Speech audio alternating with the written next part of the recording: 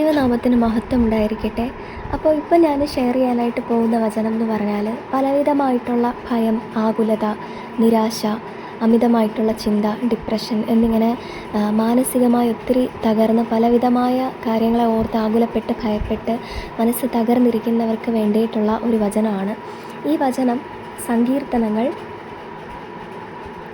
118 6 വചനം, 118 സങ്കീർത്തനം 6 വചനം.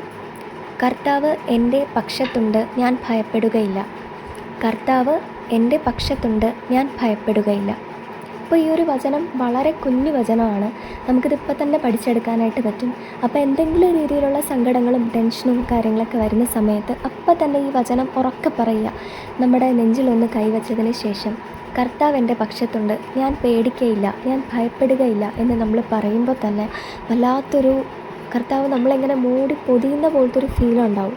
ഞാൻ ഒത്തിരി സങ്കടങ്ങളൊക്കെ അനുഭവിക്കുന്ന സമയത്ത് ഞാൻ മുന്നേയും വീഡിയോസിൽ പറഞ്ഞിട്ടുള്ള കാര്യമാണ്, എൻ്റെ ചുമരിൽ ഞാൻ ഇങ്ങനെ സ്റ്റിക്ക് ചെയ്ത് വെച്ചിട്ടുണ്ട് കുറച്ച് ദൈവവചനങ്ങൾ. അതിലൊരു വചനമാണിത്.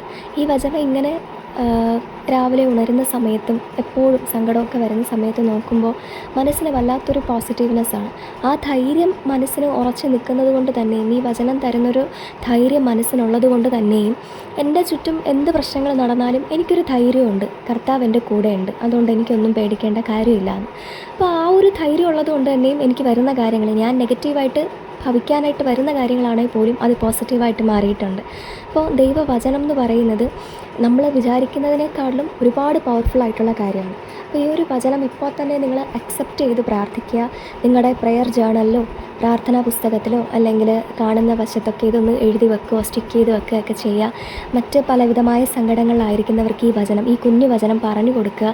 നമ്മുടെ കുഞ്ഞു മക്കൾക്ക് ഈ വചനം പറഞ്ഞു കൊടുക്കുക.